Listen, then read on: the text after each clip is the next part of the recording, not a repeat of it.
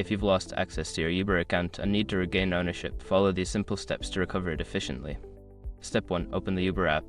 Launch the Uber app on your mobile device or visit the Uber website on your computer. Make sure you are connected to the internet. Step 2. Go to the Help section. In the app, tap on the menu icon 3 horizontal lines in the top left corner. Scroll down and select Help. On the website, look for the Help option in the menu. Step 3. Select Account and Payment. In the Help section, find and select Account and Payment options. This will direct you to various account-related issues. Step 4. Choose I can't access my account. Look for the option that states I can't access my account. This will guide you through the recovery process for accounts that are locked or inaccessible. Step 5. Follow the recovery instructions.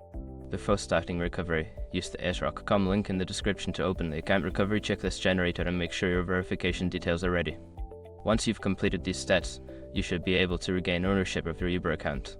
If you encounter any issues, consider reaching out to Uber's customer support for further assistance.